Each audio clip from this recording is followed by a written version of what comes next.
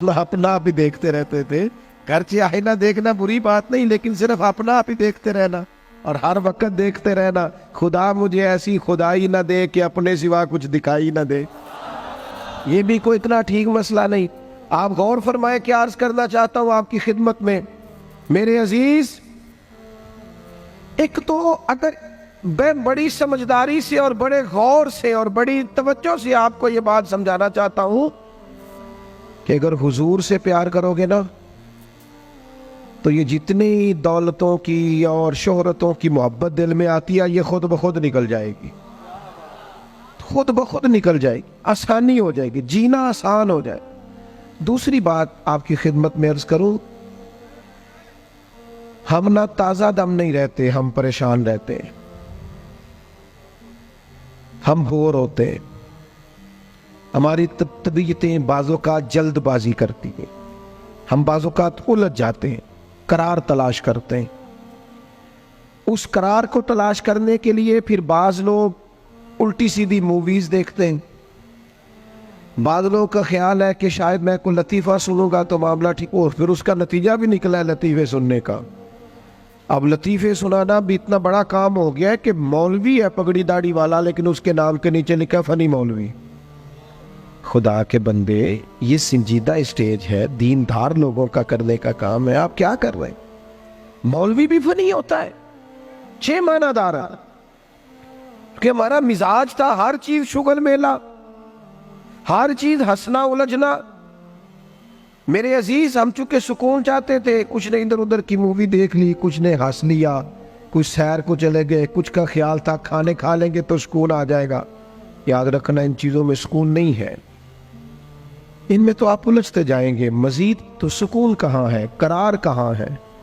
आप कभी सहाबा की जिंदगियां देखें ना, हालात जिस तरह के भी थे ना, उनको जो सुकून मिलता था वो रुखे मुस्तफा से मिलता था। उनकी तबीयत पूरी लग गई थी कि हुजूर अलैहिस्सलाम की जो यादें हैं वो दिल को ताजा करती। उनका ख्याल था कि बाहर अगर किसी चीज का नाम है तो वो जिक्र मुस्तफ़ा है, याद मुस्तफ़ा है और दीदार मुस्तफ़ा है।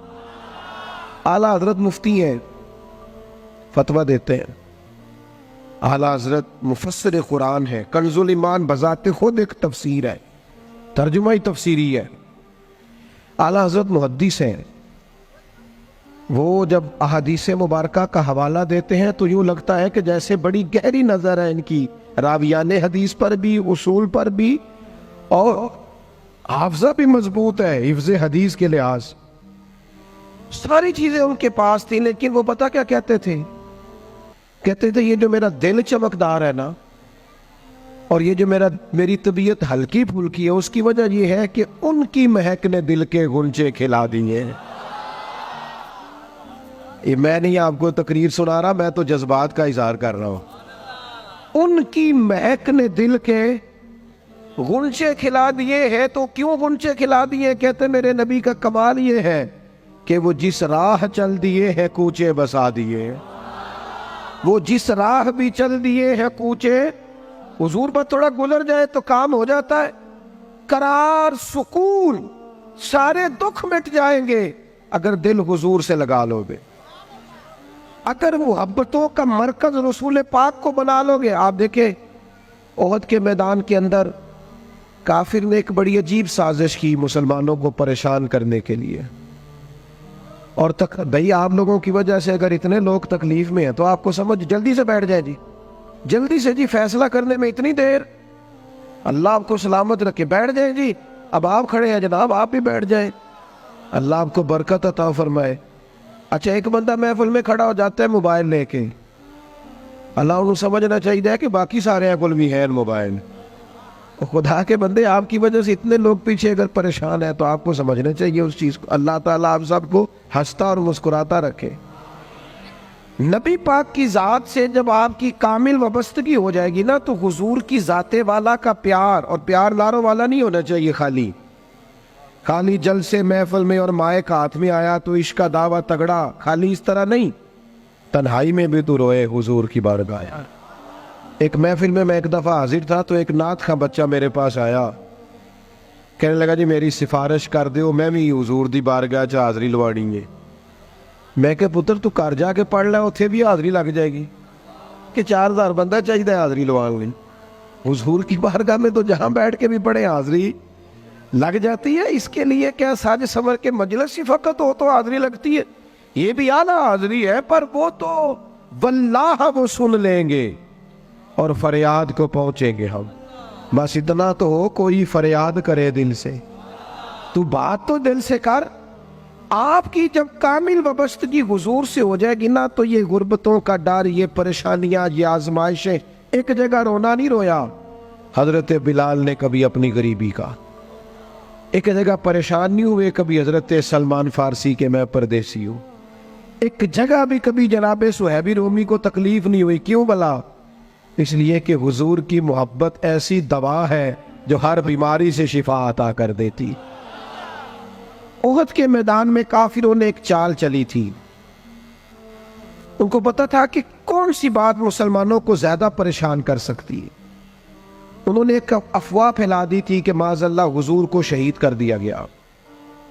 उसकी वजह से शदीद परेशान हुए सहाबा, और जंग के जो नतायज बरअक्स आए उसकी बड़ी वजह यह अफवाह भी बनी। अब सहाबा बड़े परेशान थे, हुजूर शहीद हो गए।